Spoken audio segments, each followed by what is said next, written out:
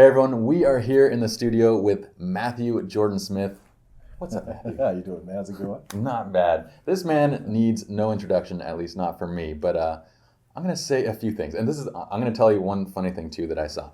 But Matthew has worked with, well, pretty much every celebrity I can think of. I mean, you shoot Tyra Banks, Vanessa Williams.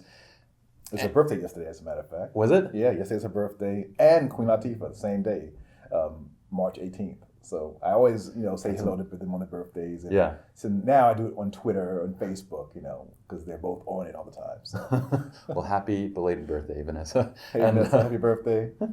So you've also done Oprah. I mean, the list is ridiculous. Okay, you've done pretty much every major celebrity I can think of. You work on America's Top Model, not only as the photographer, but also as a judge, right? From time to time. From time to time. And you write books, and you learn languages, and you have a family. And I just, okay. So he does a lot. Now, this is the funny part. When I went online and I was like, I like to do my homework. And I know that you like to do your homework on your clients. So see, I'm doing my homework on you doing your homework. But when I got online and I saw a resume. So I clicked resume. Uh-oh. And then I read through the first part. It's kind of like the about. And then when it gets to experience and like education, it's just blank. And I'm like, this guy has gotten so tired of updating this thing that he just leaves it blank. I'm bad. I'm really bad about that. I should get better about it. I'm bad at it. Which says to me that if you don't know who I am by now, you probably don't need to hire me. So anyway, be sure to check him out online. We'll be showing his work, his photographs, his website, and everything like that. But you have an amazing story, dude. And I want to start first by talking about what kind of brought you into, not the world of professional photography, but what got you into photography to begin with? What was your background? That's kind of easy. My father, growing up as a kid, my father loved photography. It's his hobby, though. He's a minister by trade, but he loved photography. Mm-hmm. So he always had cameras around. We were always going on vacation, taking pictures, and then we'd go and view the pictures on a slide machine. Mm-hmm. And it was kind of cool as a kid to see these slides. And it was I'm like, what is this little paper thing? And, seeing these pictures. And I always was curious about his cameras. He always had his cameras on his desk. But as a kid, we were not allowed to touch the cameras. My kids aren't either. So yeah, you understand it, right? But I'd sneak into my father's bedroom and I'd be playing around with the cameras. And every night my mom would catch me, was like, if your father finds you doing that. So I put them back down the same way, and I thought he never knew, but he always knew. So one day when I got older, he gave me a camera and said, "This is for you." But then he also taught me how to use the camera and turn the second bathroom into a makeshift darkroom. Mm. So the first pictures I photographed, I processed. Oh, that's really cool. And sort of come up in the developer, and it was just, I think seeing the pictures that I took. Yeah. And then have them come up in this chemistry was enchanting in a way and exciting, and I loved it, and I still do. Yeah. It got me hooked. I'm amazed by when children at such a young age learn how to shoot, because I remember in high school, I took my first photography class. Actually, it was junior high. I took my first photography class, and I could not understand the concepts. It was like, what is happening? Macro photo, my teacher had this one thing where they display abstract photos of common things, right? It's kind of like one of those common topics. Take a macro photo of something you see every day. We're going to try and guess what it is. And I'm like, I don't understand what's happening. I can't get this. So to start that young is pretty incredible, because it really probably helps understand the camera and how the camera sees the world, because that's so completely different. It becomes an extension of your eye at that point. And you just pick things up. It's like a kid now, the kids now pick up an iPad and just instinctually they're like, yeah, it just makes sense. And I'm not sure if photography made sense for me as a kid, but I picked it up like that, and it clicked. Yeah, which is another amazing thing. My 18-month, I have a 2-year-old now, but when he was 18-month, he picked up my iPad. I did not teach him anything. I did not even show him how this thing worked. He just picked it up and just looked at it and goes, and I'm like, this is incredible. He just unlocked it. He doesn't even know how to say anything, and he unlocked my iPad, and now he's playing with. Now he's like a whiz at it. But I'm like, imagine what they'll be doing in 5 years. Yeah, it's incredible. So to start that young, I mean, did you feel like you always knew that this was your passion, or did you feel like it was a hobby? As a matter of fact, I didn't know. It was just a hobby. And growing up at that point, I was born in New York, but raised in the South. Mm-hmm. And in the South, there was nobody around me doing photography as a job. It was all a hobby. And that's what I thought you did. You did your job, and then you had your hobby. And your father was the same. That was exactly, his hobby type his thing. hobby. What was his profession? A minister. Oh, a minister. Okay. And still a minister. Okay. Got it. And and he's still a minister to this day, and still loves photography. But he's given it to me. He's given up everything and just let me be the photographer of the family. But I guess it didn't really click as being a possible career until I read this book. And that book changed my whole life. And it's a book by Gordon Parks. And he was living this life as a photographer. He's going around the world taking pictures, and it seemed like a nice lifestyle. Yeah. Shooting for the Farm Commission, doing all these different things. It's just intriguing to me to hear about his life. And with your own imagination as a kid, read it in a book, you're like, wow, I could do that. Yeah. See somebody who looks like you doing this amazing thing is very powerful. So I started looking at his pictures and James Van Der Zee, and I guess their work really inspired me. And I'm like, wow, I could do this as a career. And next thing I know, I'm like, going to art school, and then from art school, going back to New York and working as a photo assistant. And the next thing you know, it's your life. Yeah. Every day you're living your dream. Yeah. It's not overnight success. Trust me. It's like you pay your dues. For sure. And you have times in your life when you're challenged and you see if you really want to do it or not. And that's when it's really important for you to just stay true to your goals, to your dream, and follow that no matter what. So you mentioned a couple names, and I wanted to ask, were there specific photographers that you were looking up to? Did you, when you're kind of trying everything out, were you trying different things? Did you go from portrait to magazine to different kind of things? Absolutely. The first thing I did was sports, because I was really into sports as a kid. So I shot all my buddies. I played basketball through junior high and high school. So I shot all the athletes in high school who were my friends. So naturally, I thought that, hey, I should go shoot for SI. Just like that. Yeah. I'm like, this is a dream as a kid.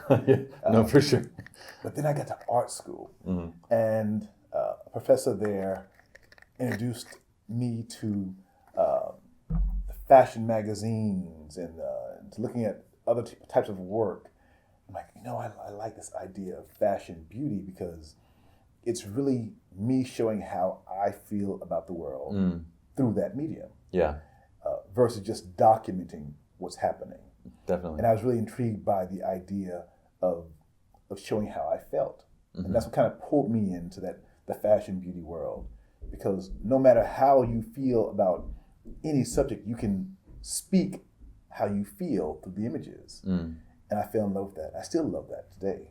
So who were the people that you were looking up to back then when you were like, other than the person that wrote the book, who else were you looking towards as you're kind of... Well, it's funny because the person who has like a strong impact on me, even though he has nothing to do with what I shoot today, but he had a huge influence on me, is Ansel Adams.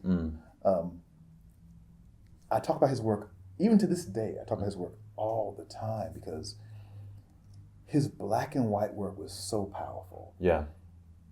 It was timeless. I didn't know it back then, but it was timelessly beautiful. His patience in capturing that iconic image taught me a lot, even today. Because we think, you see a picture like, okay, he was in the right place at the right time, it just happened. Yeah. No. He may have sat there for 4 hours and waited for that shot to happen. I had my turn at landscape photography. I was not a huge fan. We went out and did a DVD on shooting landscape photography, and I like it now and then, but like to do it for 10 days during the filming trip, I was just like, these guys have an incredible amount of patience, because I've gone through every single game on my phone, and there's still 2 more hours to wait for the sun to be in the right position. I'm like, I can't do this. But no, that's one of the things that you mentioned is a big deal to me, because I think my my love and my passion for photography is not in necessarily documenting everything that's happening just the way it's happening, but in showing my vision of the world. Absolutely. And I think that's such a big thing, because it's a huge thing. When you talk about Ansel Adams, he was the same way. I mean, the photographs that he took, because in today's kind of social media world, we have this weird phenomenon going on where people are like, oh, is that photoshopped? Oh, it's not straight from camera. Oh, I don't like this. But when we're talking about film days, we would process the heck out of these things. And now the tools are just more efficient and effective. Yeah. But if you gave Photoshop to Ansel Adams, he'd be like, dude, I don't have to sit out here for 4 more hours. Like, I'm going to do this in post.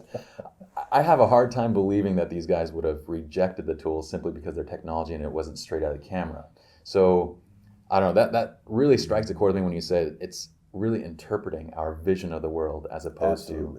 Absolutely. I mean, photography, not just photography, but everything in the world is always evolving. Nothing's ever the same. We're seeing that now, photography for sure, the last 5 years. But it's always changed. It will always change. It will always evolve. So, yeah, we had film for such a long, long time. It was like the staple of photography. But we are in a time now in our history where everything is changing so fast. Mm-hmm. I went to a seminar, 6 years ago, 5 years ago. That was that's a while ago. And at the time, the CTO, Chief Technical Officer, opened the platform up, and he was saying, like, over the next 5 to 10 years, we'll see more change happen mm-hmm. than we've seen in the last 50 years. Mm-hmm. And since he said that, I always think about that all the time. And I've watched everything change in the last 5 years. And, 5 years ago, I remember the person who introduced me to MySpace. And this is just 5 years ago. And she was telling me about MySpace and how cool it was. And now that's like a thing of the past. And we're all on to social media and Twitter and Instagram and all these different things that are just moving so fast and changing the world. It's amazing. You know how professional Instagramographers, is that what they're called? Instagramographers. Whatever it is. Professionals that just take photos with Instagram. That's an actual living. Did you know this is an actual living? These people will have, I'm not kidding you, these Instagram photographers will have, say, several hundreds of thousands of followers, and literally they just go around documenting and just sharing with their followers. And so companies will hire them to just come and document our behind the scenes thing and share it with your followers. That is a job now. I believe it. When I saw an article in the New York Times and the New Yorker about Instagram, I knew it was... It's pretty insane. Yeah. So we have a good idea of your beginnings. Now, I want to know what kind of, that big transition between going from this is my hobby to this is what I want to be as my career. I know you went to art school, but how did you make that transition? It's funny because I think in your mind, you're always thinking like, oh, this is my hobby. Can I really make it my career? Mm-hmm. And for me, it was this gradual change. I definitely saw it as something I wanted to do. I knew I loved it. But then I had all these other voices around me saying like, oh, photography is not a career. It's a hobby. Mm-hmm. You need to have, your career, and then do that on the side. Yeah. But I never saw it that way. I mean, I loved photography so much. It's all I wanted to do. And I knew there were people out there who were living their dream. So I was looking in the magazine, looking in the magazines in Europe, coming out of New York. I'm like, wow, this is great work. If I could make my living doing this, I'd be so happy. So then one day, a different professor said, Matthew, just go where they are. Either go to Europe or go to New York. And that day, I decided to go back to New York. That's crazy. That day. Wow. And so that transition to so next steps. Give me more. So next step. I get to New York, and it's not just like overnight success. It's a hard city. It's the hardest city probably in the country for sure. So I go to New York, and I want to work as a photo assistant. So mm-hmm. like maybe 6 months before I moved to New York, I'm like back then I'm like writing letters, old-fashioned way, pen to paper, letters to different photographers saying I want to work for them as an assistant. But in New York, nobody takes you seriously until you're there. Mm-hmm. But we all have this idea of we want to get a job before we get there, but that's not reality. Yeah, you have to be there. They got to know you're serious. So I get to New York, and I'm hitting the pavement, meeting photographers, trying to meet photographers, and I land an internship, working for free. So I first took a job working at Bloomingdale, selling Armani ties. And on my off day, I work for this photographer for free to get in the door and intern. But I was so happy doing that, just to be on set and see, what I saw in a magazine happening in front of my eyes was like the biggest thing. Yeah. So I'm working as an intern 1 day a week for free. And then she has a friend who's looking for a full-time photo assistant. And it's paying basically nothing. It's paying like $200 before taxes back then, for the week, full-time. Is that enough for New York? No, not at all. Not at all. So, but I'm like, I'm going to do it. And I did for that first year. I have no idea how I made a living, I guess I did it. You make it work. 6 roommates. Yeah, all the way. Exactly. I mean, that's New York City. That's what you do. But it was the best thing I've ever done in my life. That year working for that photographer, Bruce Buck was his name. He did fashion, but it was catalog fashion. But we traveled all over the country. We were always shooting catalogs, and I was the only assistant. And it was like it broke me into the industry. And then from there, I started working as a freelance photo assistant, working for multiple photographers, and it just one thing led to another. And before I knew it, I was working on all these different jobs. From Victoria's Secrets one day, to J.C. Penney's catalog one day, to a Neiman Marcus catalog the next day, to a big celebrity shoot the next day for the photographers. Every day was filled with photography. Yeah. And before I knew it, it was my life. Yeah.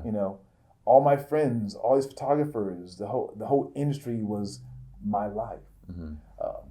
And your age back then was? This is back, I was 22. 22, okay. And it's just wild. I was meeting people like Gregory Heisler and Stephen Meisel and Mary Ellen Mark and just all these great photographers who have all had a hand in molding me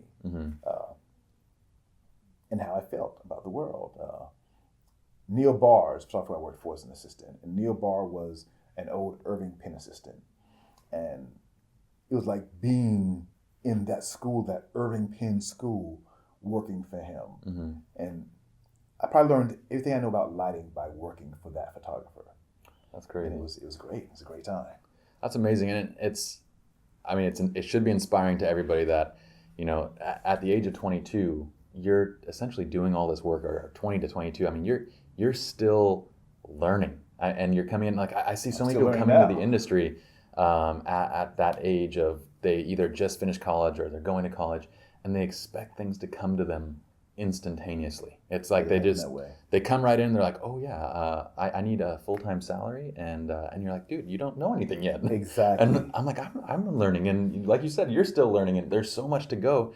It's nice to know that you had that kind of a start that I think everybody should have, coming in, working for someone else, learning the ropes, and doing that for a couple of years. Absolutely. So did you find that after that time period, you just started slowly getting your own clients, or how did it was it organic, or did you have to go out market? It was definitely more organic for me.